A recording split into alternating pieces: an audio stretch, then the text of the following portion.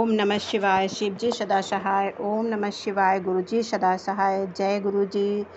सभी संगत को जय गुरु जी। गुरुपा कोटि कोटि प्रणाम। संगत जी, शिव महापुराण रुद्र संहिता भाग 2 का 41-42 अध्याय चल रहा है। भगवान शिव का दक्ष को अपनी भक्त वत्सला ज्ञानी भक्त की श्रेष्ठता तथा तीनों देवताओं की एकता बताना, दक्ष का अपने यज्ञ को पूर्ण करना, सब देवताओं आदि का अपने अपने स्थानों को जाना, सती खंड का उपसंहार और महात्म्य। ब्रह्मा जी कहते हैं कि नारद, इस प्रकार श्री विष्णु के मेरे देवताओं और ऋषियों के तथा अन्य लोगों की स्तुति करने पर महादेव जी बड़े प्रसन्न हुए। फिर उन शंभु ने समस्त ऋषियों देवताओं आदि को कृपा दृष्टि से देखकर तथा मुझ ब्रह्मा और विष्णु का समाधान करके दक्ष से इस प्रकार कहा कि महादेव जी बोले, प्रजापति दक्ष, मैं जो कुछ कहता हूँ सुनो। मैं तुम पर बहुत प्रसन्न हूँ।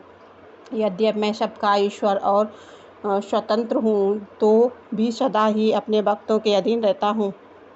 4 प्रकार की पुण्य आत्माएं पुरुष मेरा भजन करते हैं। दक्ष प्रजापति उन चारों भक्तों में से पूर्व की अपेक्षा उत्तरोत्तर श्रेष्ठ है। उनमें पहला आर्त, दूसरा जिज्ञासु, तीसरा अर्थार्थी और चौथा ज्ञानी। सब पहले के 3 तो सामान्य श्रेणी के भक्त हैं, किंतु चौथा का अपना विशेष महत्व है। उन सब भक्तों में चौथा ज्ञानी ही मुझे अधिक प्रिय है। वह मेरा रूप माना गया है, उससे बढ़कर दूसरा कोई प्रिय नहीं है। यह मैं सत्य सत्य कहता हूँ। मैं आत्माज्ञ हूँ। वेद वेदांत के परागामी विद्वान ज्ञान के द्वारा ही मुझे जान सकते हैं। जिनकी बुद्धि मंद है वे ही ज्ञान के बिना मुझे पाने का प्रयत्न करते हैं। कर्म के अधीन हुए मूढ़ मानव मुझे वेद, यज्ञ, दान और तपस्या द्वारा ही कभी नहीं पा सकते।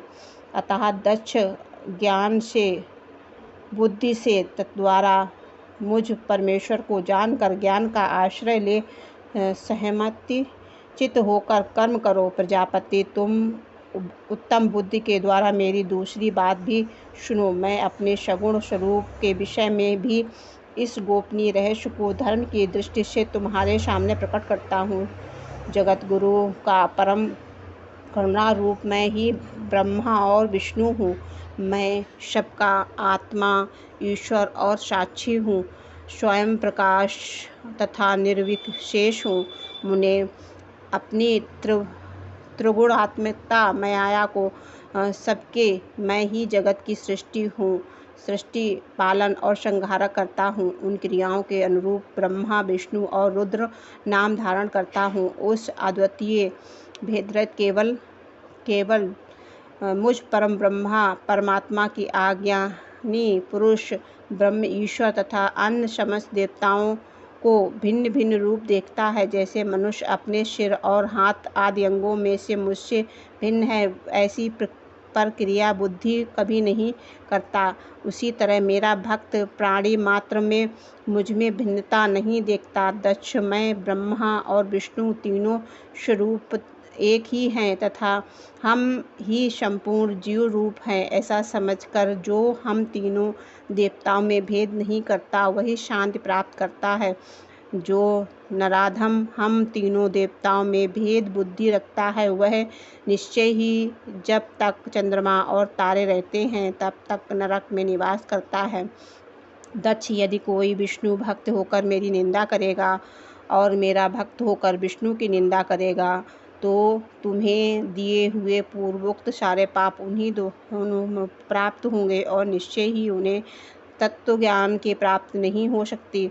ब्रह्म कहते हैं, मुने भगवान परमेश्वर इस सुखदायक वचन को सुन सब देवता मुनि आदि को उस अवसर पर बड़ा हर्ष हुआ। कुटुंब सहित दक्ष अब बड़ी प्रसन्नता के साथ शिव भक्ति में तत्पर हो गया। वे देवता आदि भी शिव को ही सर्वेश्वर जानकर भगवान शिव के भजन में लग गए। इससे जिस प्रकार परमात्मा शुंभ की स्तुति की थी उसी प्रकार संतुष्ट चित्त हुए शंभु ने वर दिया। मुने तदंतर भगवान शिव की आज्ञा पाकर प्रसन्न चित्त हुए शिव भक्त दक्ष के शिव शिव के ही अनुग्रह से अपना यज्ञ पूरा किया। उन्होंने देवताओं को यज्ञ भाग दिए ही शिव को ही पूर्ण भाग दिया, साथ ही ब्राह्मणों को दान दिया। इस प्रकार महादेव जी के उस महान कर्म का विधि पूर्वक वर्णन किया गया। प्रजापति के श्रुत जनों के सहयोग से उस यज्ञ कर्म को विधिवत समाप्त किया। मुनीश्वर, इस प्रकार परब्रह्म स्वरूप शंकर के प्रसाद से वह दक्ष का यज्ञ पूरा हुआ। तदनंतर सब देवता और ऋषि संतुष्ट हो भगवान शिव के यज्ञ का वर्णन करते हुए अपने अपने स्थानों को चले गए। दूसरे लोग भी उस समय वहाँ से सुखपूर्वक विदा हो गए। मैं और श्री विष्णु भी अत्यंत प्रसन्न हो भगवान शिव के सर्वमंगलदायक सुयश का निरंतर गान करते हुए अपने अपने स्थान को शनान चले गए। सत्पुरुषों के आश्रयभूत पर महादेव जी भी दक्ष से सम्मानित हो प्रीति और प्रसन्नता के साथ अपने गणों सहित अपने निवास स्थान कैलाश पर्वत को चले गए। अपने पर्वत पर आकर शुम्भ की अपनी प्रिया और सती का स्मरण किया और प्रधान प्रधान गणों की उनकी कथा कही। इस प्रकार दक्ष कन्या सती यज्ञ में अपने शरीर को त्याग कर भी हिमालय की पत्नी मेनका के गर्भ से उत्पन्न हुई, यह बात प्रसिद्ध है। फिर वहाँ तपस्या करके गौरी शिवा के भगवान शिव का पति रूप में वर्ण किया। वे अपने वाम भाग में स्थान पाकर अद्वितीय लीलाएं करने लगी। नारद, इस तरह मैंने तुमसे सती के परम अद्भुत दिव्य चरित्र का वर्णन किया, जो भोग और मोक्ष को देने वाला तथा संपूर्ण कामनाओं को पूर्ण करने वाला। यह उपाख्यान पाप को दूर करने वाला, पवित्र तथा परम पावन है। स्वर्ग, यज्ञ और आयुध को देने वाला तथा पुत्र पौत्र रूप प्रदान करने वाला। तात, जो भक्तमान पुरुष भक्तिभाव से लोगों पर यह कथा सुनाता है, वह लोकों में संपूर्ण कर्मों का फल पाकर परलोक में परगति को प्राप्त कर लेता है। जय गुरु जी। शुक्राना गुरु जी, अनंत कोटि शुक्राना। शुक्राना गुरु पिता, शुक्राना।